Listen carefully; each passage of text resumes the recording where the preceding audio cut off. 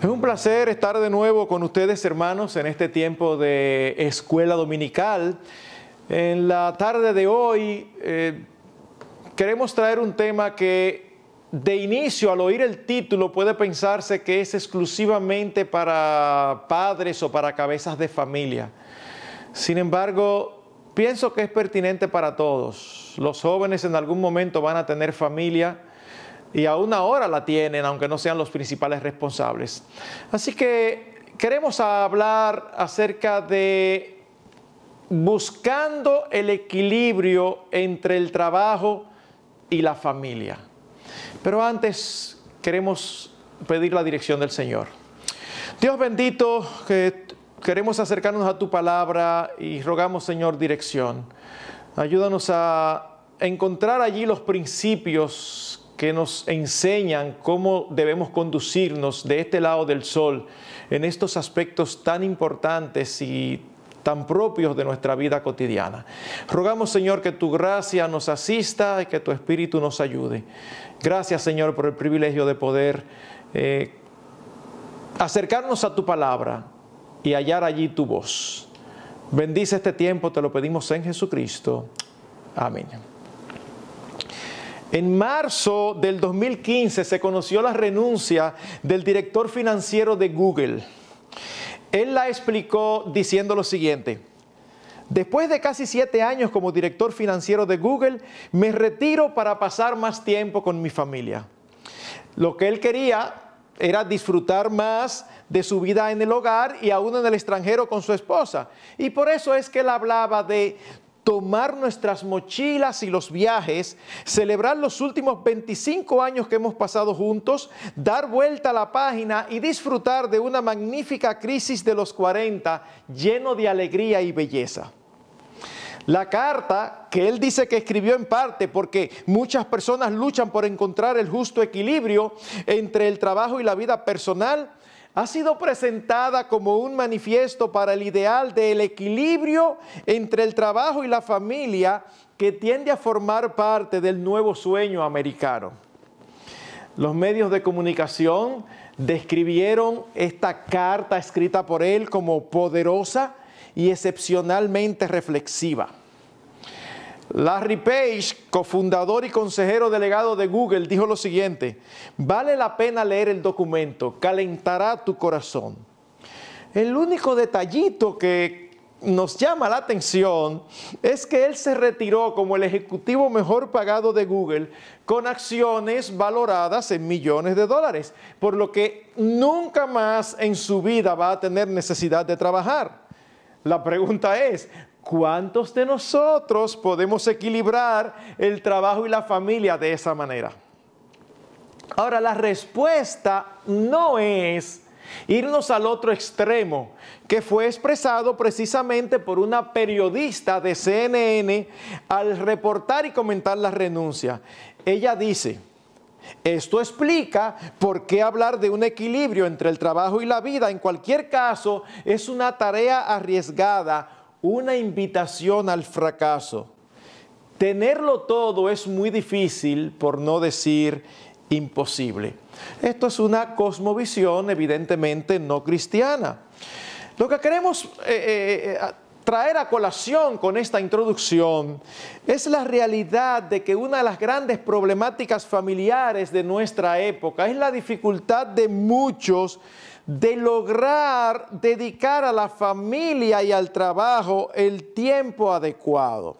Por un lado, se requiere esfuerzo para sostener a nuestras familias, pero por el otro también se requiere tiempo y esfuerzo para cultivar y mantener una relación saludable con nuestros esposos, nuestras esposas, así como tiempo para trabajar con el corazón de nuestros hijos. Y esta necesidad no discrimina entre familias creyentes y no creyentes. Es una necesidad que tiene todo el mundo. La gran diferencia es que los creyentes tenemos la palabra de Dios para saber lo que Dios ordena y lo que Dios espera de cada uno de nosotros y cuáles son los principios que nos da para conducirnos. Así que lo primero que debemos hacer es determinar cuál es nuestra responsabilidad delante de Dios en cada una de estas áreas. Veamos por un lado lo que Dios dice respecto a cubrir las necesidades familiares. Dios espera que seamos responsables al hacer esto. Primera Timoteo capítulo 5 versículo 8. Porque si alguno no provee para los suyos y mayormente para los de su casa, ha negado la fe y es peor que un incrédulo. Mis hermanos, es una afirmación fuerte, inspirada por el Espíritu Santo. No, yo estoy aquí sirviendo al Señor, Él proveerá, fantástico, pero ¿cómo proveerá? No, yo no sé. Tienes que proveer para los tuyos. Y es verdad que Él provee, pero provee a través de tu esfuerzo y de tu trabajo. Segunda de Tesalonicenses, capítulo 3, versículos 10 al 12. Porque también cuando estábamos con vosotros os ordenamos esto: si alguno no quiere trabajar, tampoco coma. Porque oímos que algunos de entre vosotros andan desordenadamente, no trabajando en nada, sino entremetiéndose en lo ajeno. A los tales mandamos y exhortamos por nuestro Señor Jesucristo, que trabajando sosegadamente coman su propio pan. A los ojos de algunos que no entienden los principios bíblicos, puede parecer falto de misericordia lo que el apóstol Pablo dice aquí. No quiere trabajar, que tampoco coma. No, pero el hermano fulano hay que incluirlo en la lista de ayuda de misericordia. No lo incluyan, pero ¿por qué? ¿Cómo va a ser? Claro, porque ya varios hermanos le han ofrecido trabajo o han aparecido ciertas oportunidades de trabajos y él la ha desechado por una u otra razón. Siempre le pone un pero al trabajo. Entonces, no es correcto. El que no quiere trabajar, que tampoco coma. Dios espera que seamos diligentes en trabajar para suplir las necesidades de los nuestros.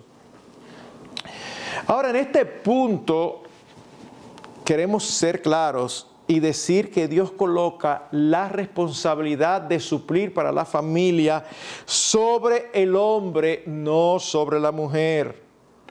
Y esto desde el inicio de la creación. Dios puso a Adán como el responsable. Y responsable significa que es a él que Dios le va a demandar suplir las necesidades materiales, emocionales y espirituales de la familia. La mujer puede ayudar, no estamos diciendo que la mujer no puede ayudar. Cuando nosotros vamos a Proverbios 31, que nos habla allí de la mujer virtuosa, nosotros vemos a una esposa que cose en la casa, que ayuda, que obtiene ingresos. Eso no hay problema per se con eso. Estamos hablando de quién es la responsabilidad, porque a veces he lidiado con esposos que se quejan de que sus esposas no les ayudan económicamente, pero resulta que sus esposas están esforzadamente cuidando a los niños y haciendo otras labores que necesitan ser hechas en el hogar. Miren, ustedes saben que este es un punto que es muy discutido. Y cuando se trae el enfoque bíblico, generalmente se piensa que es discriminación contra la mujer. Me sorprendió encontrar algo escrito por no creyentes que ratifica lo que estamos diciendo. Un artículo de CNN comentando la renuncia del director de Google dice: un estudio de noviembre de 2014, publicado en la revista Diario de Conducta Social y Salud, señaló que las mujeres muestran más signos de depresión a medida que avanzan en su carrera profesional. Del mismo modo, un estudio de los graduados de la Escuela de Negocios de la Universidad de Harvard encontró que la presión que las mujeres ejercen sobre ellas mismas para equilibrar el trabajo y la familia les está causando un estrés significativo. Por otro lado, un estudio realizado en Chile en el año 2005 dice: hay una creciente incorporación femenina al trabajo y con ello mecanismos socializadores infantiles debilitados, incremento del divorcio, disminución del tamaño de las familias, aumento de mujeres jefas de hogar y familias monoparentales, de depresión, de estrés laboral y de suicidio, y todo ello aumenta las posibilidades de conflicto entre familia y trabajo. Luego añade, las sociedades occidentales han experimentado un incremento sostenido de la fuerza de trabajo femenina durante la segunda mitad del siglo XX hasta hoy. Algunos estudios efectuados en países occidentales del primer mundo han mostrado que este fenómeno de incorporación de la mujer al mundo laboral externo al hogar va acompañado de un inequívoco y sostenido incremento de la separación o del divorcio. Luego, otro estudio hecho en Chile en el año 2007 afirma: el modelo tradicional está cambiando. Si antes la familia debía ser el soporte del sistema productivo mediante la división de roles y funciones, hoy esta división se presenta como un obstáculo y una carga para las exigencias de producción individual para el mercado. Esto produce una fuerte tensión entre vida familiar y vida laboral. Así que lo que estamos diciendo, no solamente que es nuestra responsabilidad sostener nuestras familias y suplir sus necesidades físicas, materiales, sino que el Señor espera primariamente de los cabezas de hogar, es decir, de nosotros los esposos, que seamos diligentes y proveedores para nuestras familias y aún para tener el privilegio de compartir con otros. Efesios 4:28 es un texto que me encanta. Dice, el que hurtaba no hurte más, sino trabaje, haciendo con sus manos lo que es bueno para que sostenga a los suyos. No dice eso. Para que tenga que compartir con el que padece necesidad. ¡Wow! ¡Qué enfoque! ¡Qué enfoque! Así que, por un lado, tenemos esa responsabilidad claramente dada por Dios en las Escrituras. Pero, por el otro lado, en segundo lugar, hablando acerca de nuestras responsabilidades delante de Dios, el Señor espera que dediquemos tiempo a nuestras familias para cultivar una relación creciente con nuestros cónyuges y para criar a nuestros hijos en la disciplina y amonestación del Señor. Pensemos, por ejemplo, en los hijos.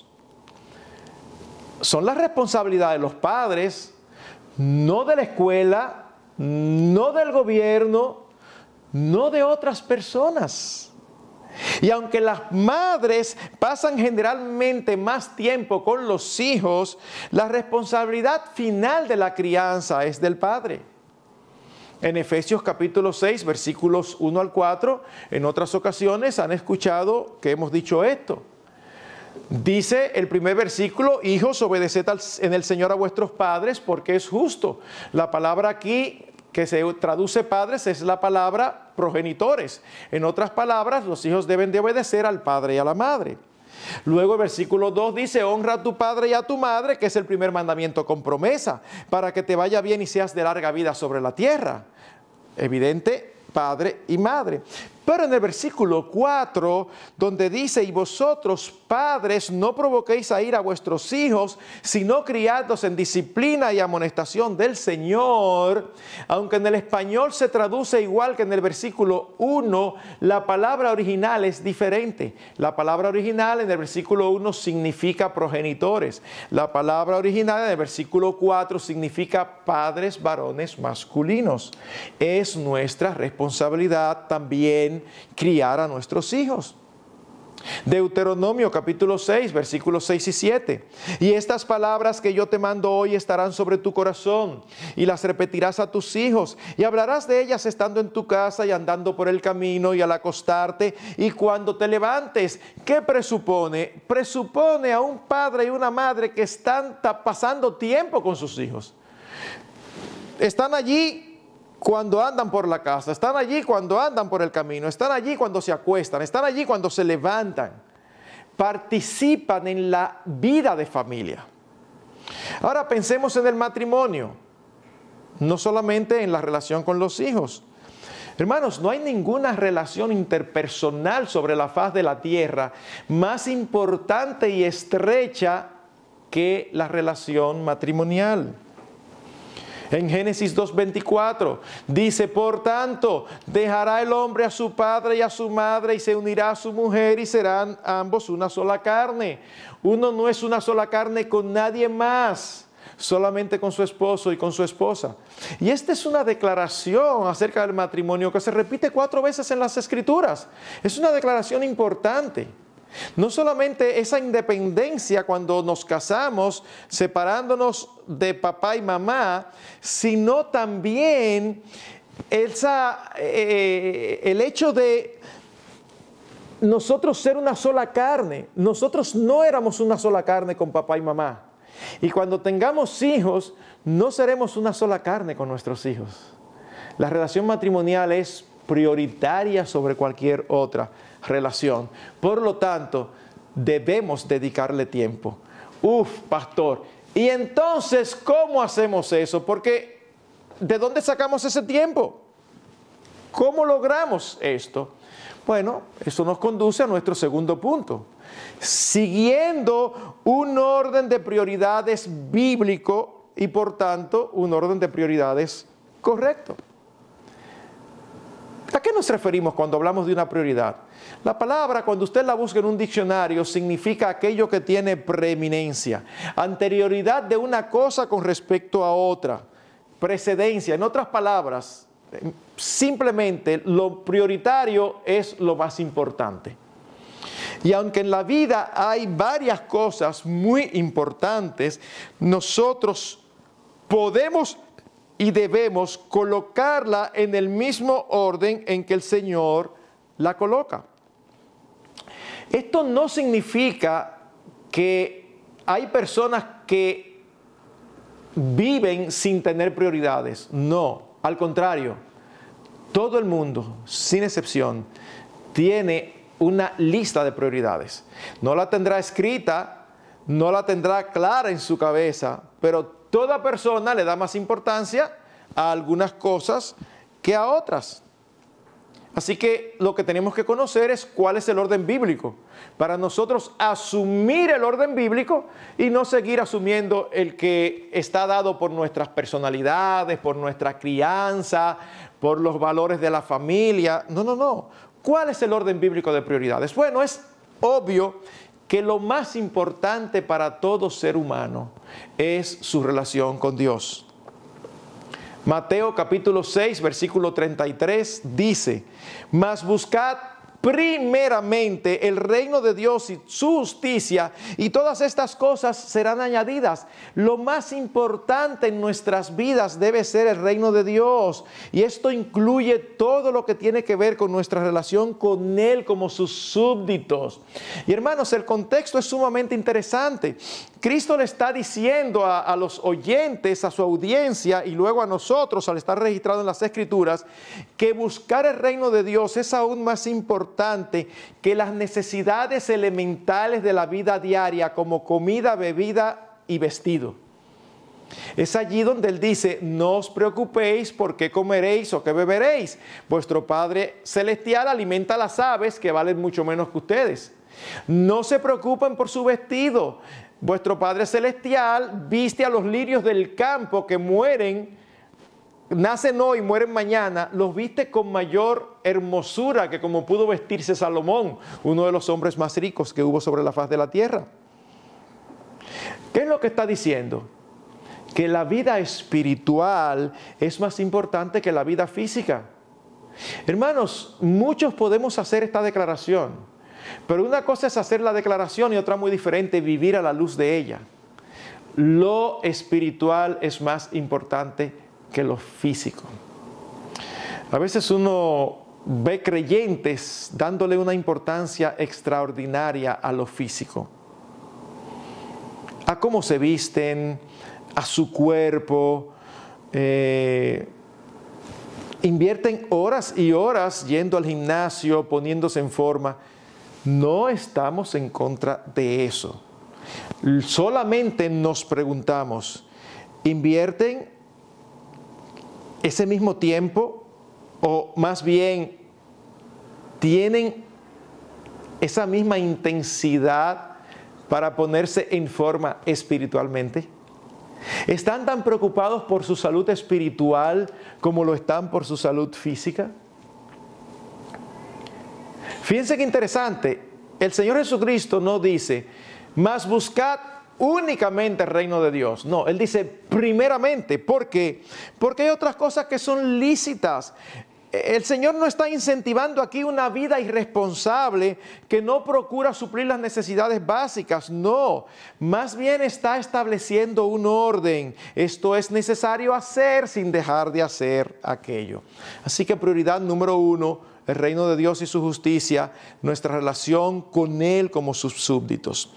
En segundo lugar, la familia, sus necesidades espirituales y emocionales. 1 Timoteo capítulo 3 versículos 4 y 5, aunque está hablando de los requisitos que debe tener un pastor, recuerden que no se espera de un pastor que sea un cristiano excepcional. Lo que se espera de un pastor es que sea un cristiano como Dios manda. O sea, las características que se muestran en 1 Timoteo 3 y Tito 1 no son exclusivas del pastor. Lo único que diferencia a un pastor o que debe diferenciar a un pastor de cualquier otro creyente es que el pastor tiene un llamado y que el pastor tiene que tener don de enseñanza. Si un hermano en la iglesia no tiene don de enseñanza, no es menos espiritual que un pastor. Sencillamente no está llamado al pastorado. Pero son requisitos que se esperan. ¿Y qué dice allí? Que el hombre debe gobernar bien su casa y tener a sus hijos en sujeción con toda honestidad. Pues el que no sabe gobernar su propia casa, ¿cómo cuidará de la iglesia de Dios? En Tito 1:6 dice, el que fue irreprensible, marido de una sola mujer, y tenga hijos creyentes que no estén acusados de disolución ni de rebeldía. En otras palabras, debe tener tiempo para tener su casa en orden. Es interesante la opinión, una vez más, de no creyentes al respecto. Miren lo que conseguí en un documento llamado Conciliación, Familia y Trabajo, Guía de Buenas Prácticas. Dice, todos sabemos que la familia es el núcleo básico de la sociedad. El tiempo que una persona pasa en la familia se vuelve esencial para las organizaciones. ¿Por qué? Simplemente porque la familia es la primera escuela donde las personas aprenden y desarrollan competencias. Es donde se desarrolla el verdadero capital humano y social, la capacidad de comprometerse y generar vínculos sanos y verdaderos. La familia tiene una función social que es irreemplazable. Dentro de la familia, los bebés indefensos se transforman de ser un manojo de impulsos, deseos y emociones a ser adultos socializados. Familia y trabajo, escuchen esto, familia y trabajo son dos ámbitos de desarrollo humano y profesional, pero es importante recordar que el trabajo es instrumental para la familia y para la persona, y no al revés. El trabajo es instrumental para la familia y para la persona, y no al revés. En otras palabras, es más importante la familia que el trabajo. El trabajo es el medio a través del cual obtenemos lo que nuestras familias necesitan.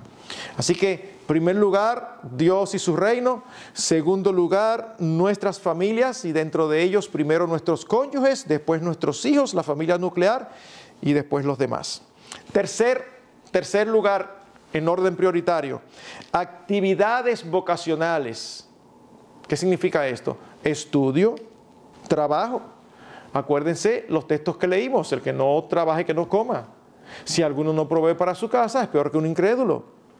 Así que es muy importante las actividades vocacionales cuando estamos trabajando o aun cuando estamos estudiando, preparándonos para luego sostener una familia. Cuarto lugar, y a algunos le va a parecer extraño este orden, pero no lo es. Actividades ministeriales. Pastor, ¿y las actividades ministeriales no van primero que las vocacionales? No, mi hermano, pensemos en un pastor. Si un pastor no atiende su familia por estar trabajando, es incapacitado para ser pastor. Entonces, ¿qué es más importante? La relación familiar que la provisión económica. Pero al mismo tiempo es más importante la relación familiar y económica que el ministerio. Hay que hacer un equilibrio, mis hermanos. Si una persona es un creyente y tiene un trabajo que no le permite hacer vida de iglesia, que no le permite servir al Señor porque no tiene ni un minuto, posiblemente es el tiempo de empezar a pensar en buscar otro. Porque al mismo tiempo, somos llamados a servir al Señor. Pero hay que tener mucho cuidado, porque a veces uno comete errores. Yo puedo dar un ejemplo de un error que yo cometí siendo joven. Yo pertenecía a un coro de 16 voces, 8 voces masculinas, 8 voces femeninas. Y resulta que teníamos una presentación un viernes en la noche en una ciudad a 2 horas de la capital. Ese mismo día tocó un examen de la universidad. Y con ese fervor y celo juvenil, pero sin conocimiento, yo decidí faltar al examen para servir al Señor e ir a cantar. Si ustedes me preguntan ahora, cualquier joven que venga donde mí con esa circunstancia, le digo, tu prioridad en este momento son tus estudios. Ahora, yo no quiero que ningún joven tome esto como excusa, porque hay jóvenes que se abstienen totalmente de la vida de la iglesia porque están en estudios. Y es verdad que hay momentos específicos en que uno va a tener que abstenerse de participar de algo.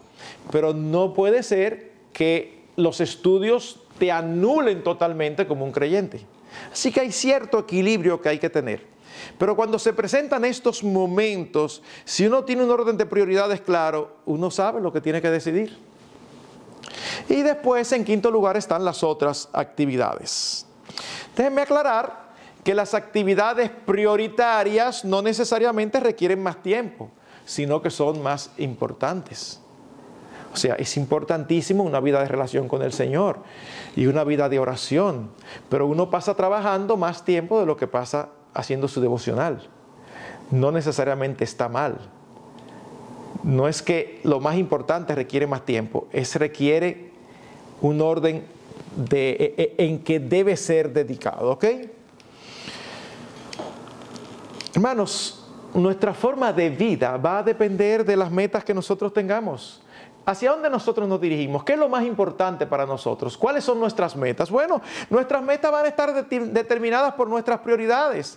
Cuando alguien dice, yo quiero llegar a ser un deportista profesional, él está poniendo esa meta, solamente está reflejando cuáles son sus prioridades. Le da tanto valor a eso que posiblemente sacrifique otras cosas.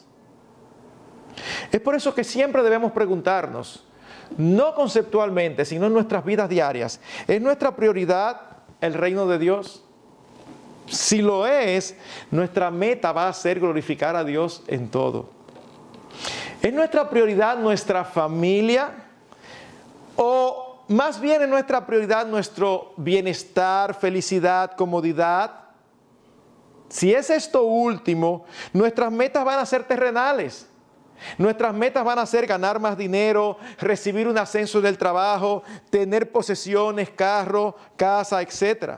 Y repetimos, esto no es malo en sí mismo. Se convierte en algo malo cuando estamos dispuestos a pagar un precio que no lo vale. Y pagamos un precio que no lo vale cuando ponemos en riesgo lo más importante por lo menos importante. Cuando yendo tras estas metas descuidamos nuestra relación con Dios. No son ni uno ni dos los jóvenes que han profesado fe en un momento determinado y finalmente han terminado apartados del Señor. ¿Por qué?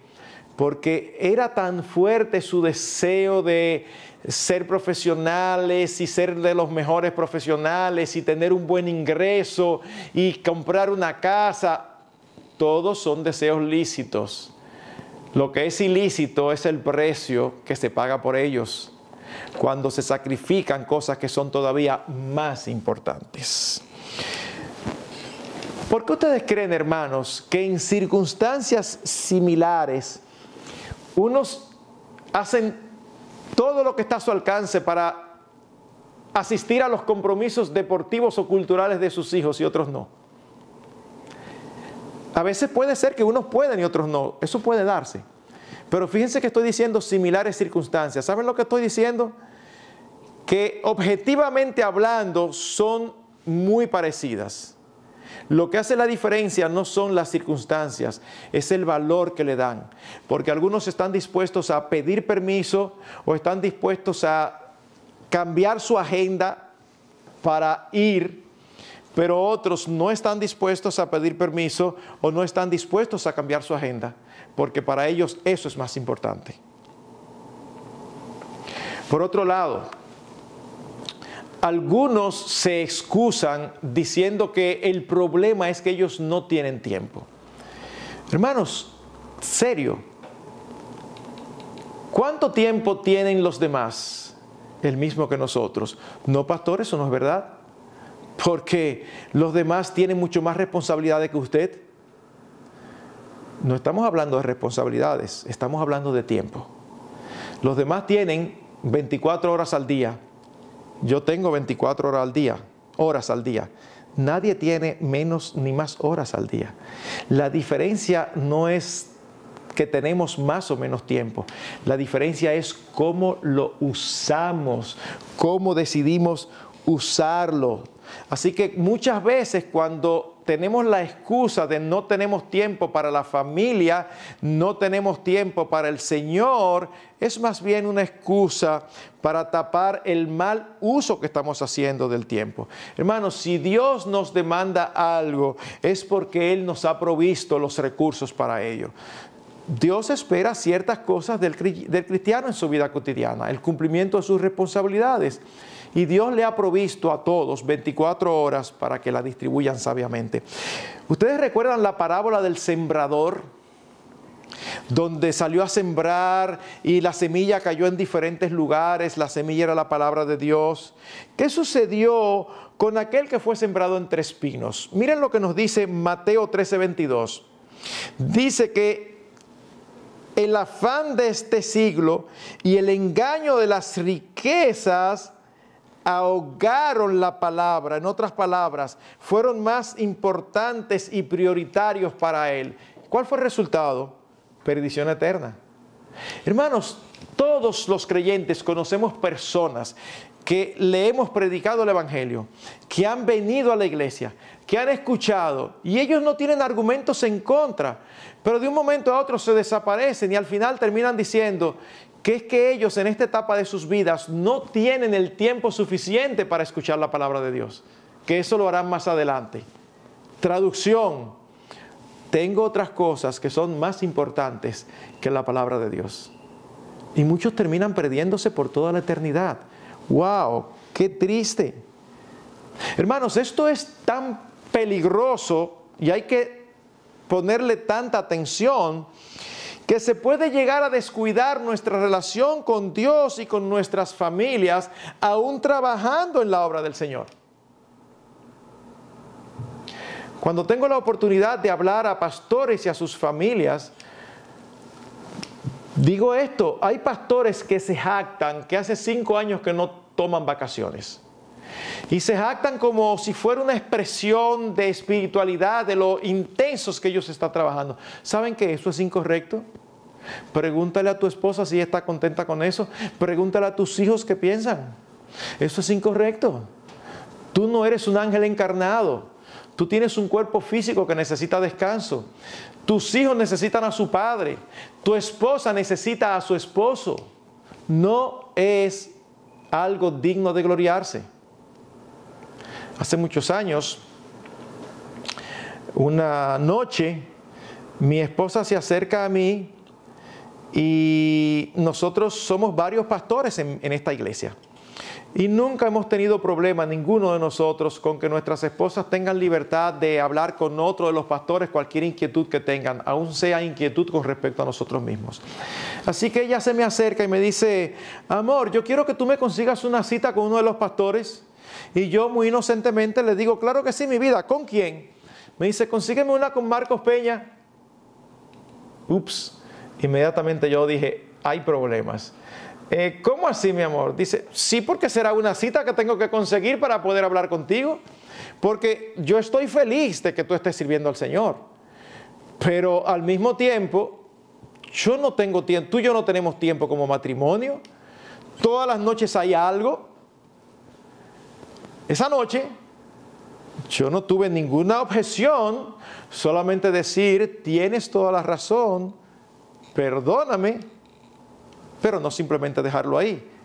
Vamos a buscar una noche que sea solamente para ti y para mí. Y es un compromiso, a menos que sea un caso, una emergencia, realmente emergencia. Y nosotros elegimos una noche.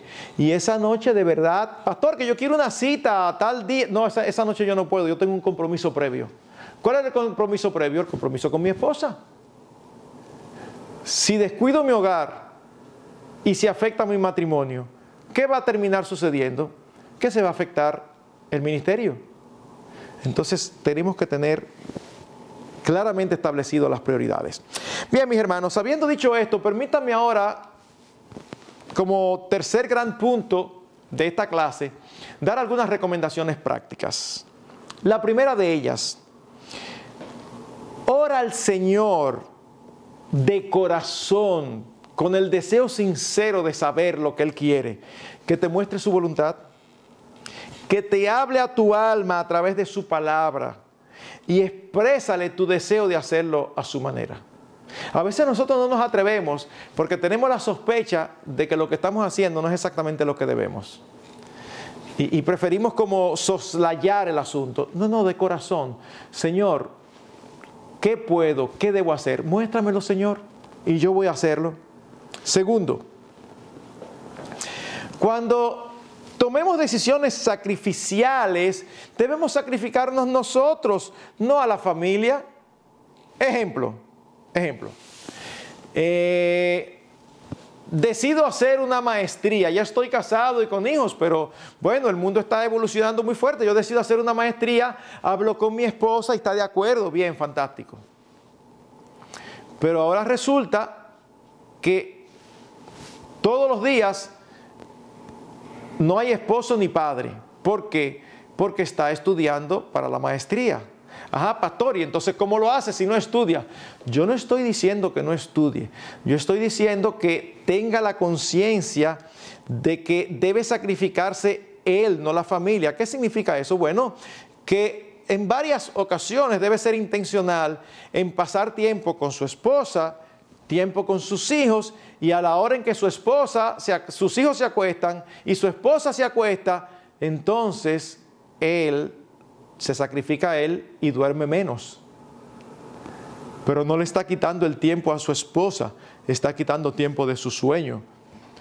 Ah, pastor, pero así va y se enferma. Bueno, no es algo que lo va a hacer todos los días así, pero no debe dejar de participar y de cultivar la relación familiar. Ellos necesitan, nuestras familias, lo mejor de nuestro tiempo, no el tiempo que les sobra. No es el tiempo que nos sobra que nuestra familia necesita, es lo mejor de nuestro tiempo. 3, planifique tiempo con su familia cada semana. Oiga, planifique. ¿Qué significa eso? No lo deje, no diga: no, yo voy a tener pendiente cuando tengamos una oportunidad en esta semana que hagamos algo juntos. ¿Sabe lo que va a suceder? No van a hacer nada juntos, porque ese tiempo no aparece solo, ese tiempo hay que fabricarlo, ese tiempo hay que planificarlo. Agende tiempo con su familia y respételo como algo muy importante. Esto incluye tiempo con su esposa, es una buena medida. tomar al menos, si tienen problemas de tiempo, entonces con más razón es una buena medida tomar una noche de manera particular cada semana que se la va a dedicar a su esposo o a su esposa. Esto incluye tiempo con los hijos, esto incluye planificación de actividades familiares, esto incluye citas matrimoniales. Voy a sacar un tiempo para sacar a mi esposa a dar una vuelta, a dar un paseo, a llevarla a comer algo. El director de Relaciones Empresariales en la Universidad Biola en California es al mismo tiempo orador de los ministerios de vida familiar. Y él dice lo siguiente: cuando hablo acerca de la paternidad en seminarios Family Life sobre el matrimonio, pido a los hombres que digan palabras que describen recuerdos de su padre. Miren qué triste esto. Muchas de las palabras son negativas, tales como ausente, dominante e indiferente. Si a sus hijos se les pidiera que lo describieran a usted como padre, o si su esposa estuviera recordando la vida de usted en el servicio funeral, ¿qué palabras usaría? Si no está conforme con las palabras que usarían, entonces es hora de que hagan algunos cambios en la manera de dirigir a su familia. Si usted es el varón de la familia, no deje a su esposa el trabajo de ser cabeza de familia. El liderazgo no debe ser asumido solo por ella. Asuma usted la responsabilidad que le corresponda. 4. Utilice su tiempo inteligentemente. ¿A qué nos referimos? Hermanos, que a veces solamente se requiere pensar un poco y uno encuentra alternativas que son muy valiosas. Por ejemplo, tú tienes la posibilidad de ir a almorzar a tu casa, o sea, tu trabajo te lo permite en términos de tiempo y en términos de distancia. Bueno, quizás debemos hacerlo. Pastor, es que si yo voy, entonces después tengo que salir más tarde. Bueno, no importa, sal más tarde, pero aproveche ese tiempo donde almuerzan todos juntos en familia, aunque gastes un poco más de gasolina. O es el tipo de trabajo donde es flexible, tú tienes que trabajar cierta cantidad de horas. Bueno, quizás es mejor que elijas entrar más temprano en la mañana para estar más temprano de regreso en tu casa. O puedes elegir un horario donde evites los tapones. No puede ser un horario poco convencional, pero eso te permite estar más tiempo con los tuyos y ocupar menos tiempo cada día en un entaponamiento del tránsito.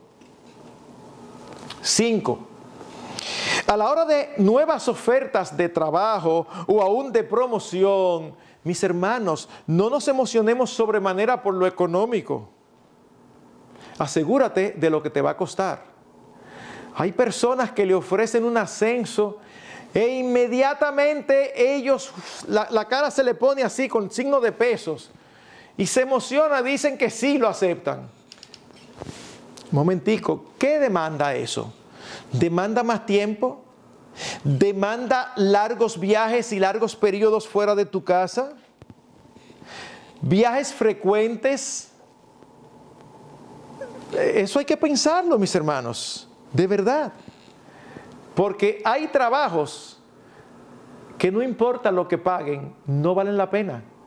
Porque son trabajos que implican largos periodos de tiempo sin ver a su familia. 6. Cree en las promesas de Dios. ¿Cuáles promesas? Que Él es nuestro sustentador. Nuestros trabajos solamente son medios, instrumentos en sus manos para sostenernos. Debemos desarrollar una diligente confianza en el Señor. En una ocasión leí acerca de un hombre que trabajaba de 11 a 12 horas diarias. Hermanos, 11 a 12 horas todos los días. Después de 5 años de matrimonio, su relación matrimonial colapsó. Luego, por la gracia de Dios, conoció al Señor Jesucristo y se convirtió. Y tiempo después se volvió a casar ahora con una creyente. Y él decía que se sentía diferente acerca de sus motivaciones para trabajar tanto. Oigan lo que este hombre decía. Leí por primera vez las promesas de Dios y empecé a creer en ellas, especialmente aquella que dice que Él proveerá para todas las necesidades de sus hijos.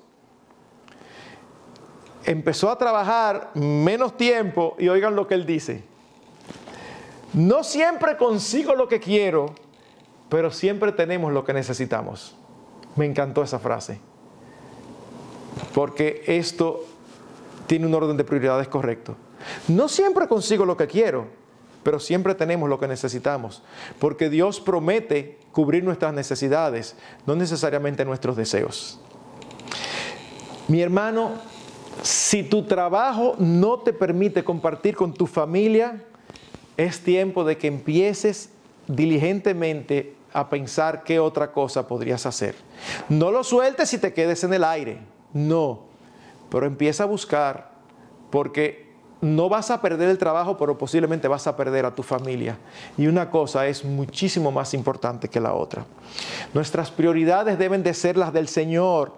Si damos más importancia a lo económico que a lo familiar, vamos a estar quebrantando el orden de Dios. Es por eso que no podemos estar de acuerdo, ni estaremos nunca, con esa costumbre latina y también dominicana de separarse para buscar mejoría. ¿A qué nos referimos? Muy típico, que el matrimonio, uno de los dos decide irse a los Estados Unidos o a cualquier otro sitio en busca de nuevos horizontes. Pero eso implica separación de 2, 3, 4 años. Uno no se casa para estar separado, mis hermanos. No, pastor, pero es con una meta. Sí, pero estás teniendo una meta y estás olvidando otra. No nos casamos para estar separados. Mejor juntos pasando trabajo que separados en prosperidad. Si creemos lo que el Señor dice. ¿Qué dice 1 Timoteo 6, 6 a 8? Gran ganancia es la piedad acompañada de contentamiento. Nada hemos traído a este mundo y sin duda nada podremos sacar. Así que teniendo sustento y abrigo, estemos contentos con esto.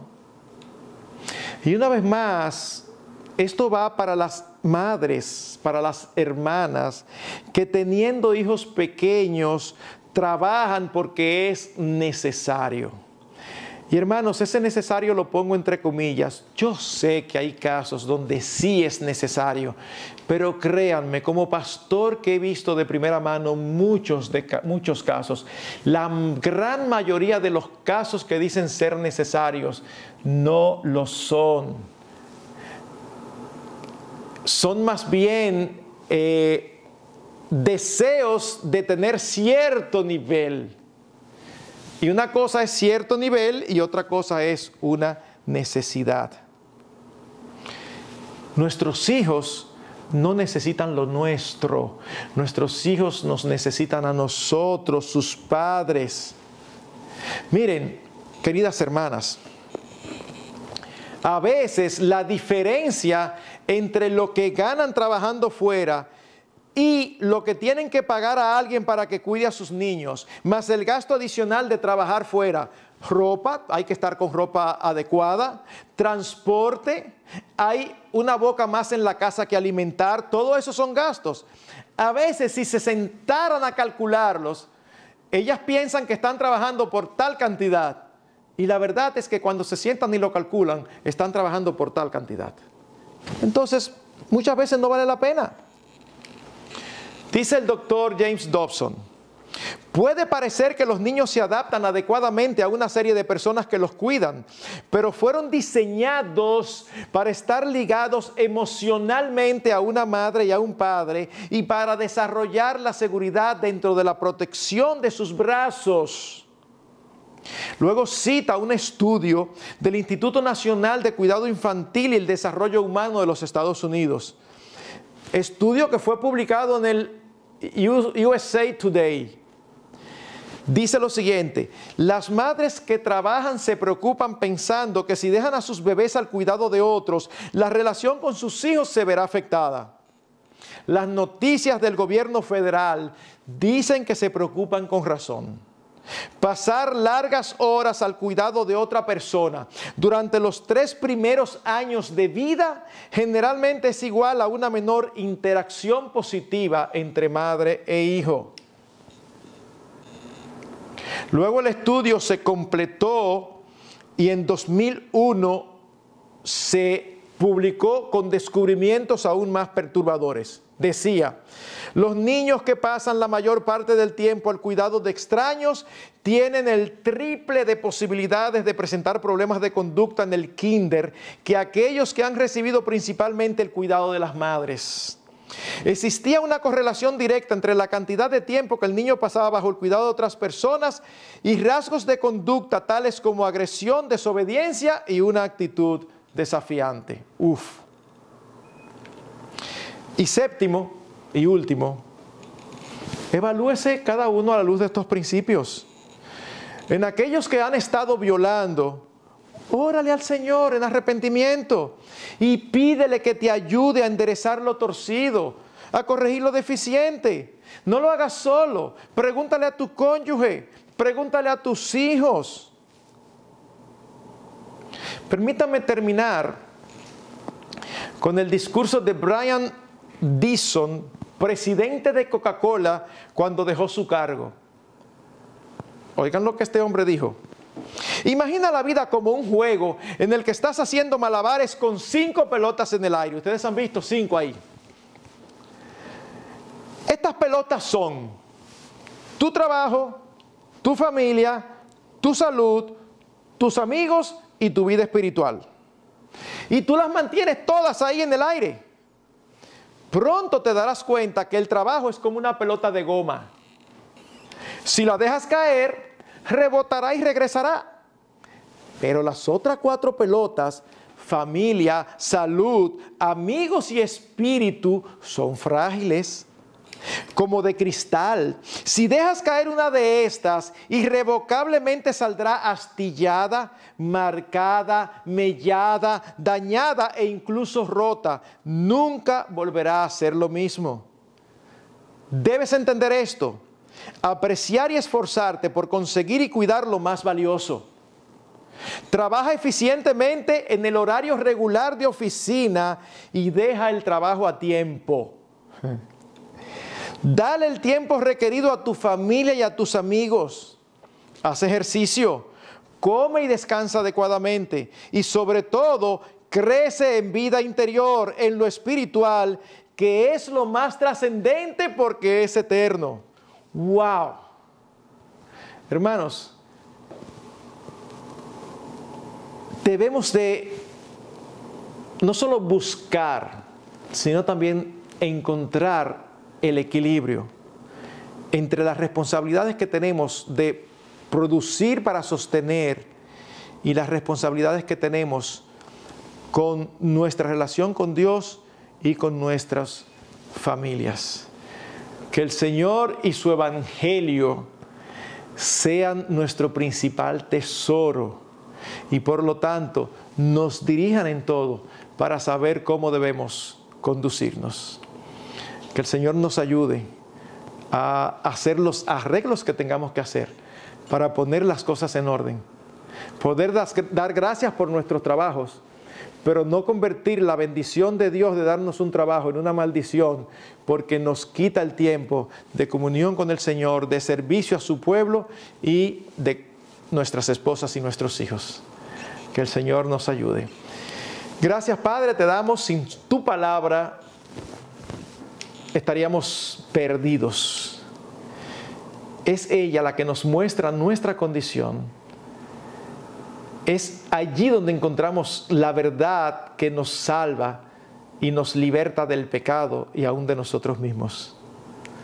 Ayúdanos a creerte y a vivir para tu gloria. En el nombre de Jesucristo.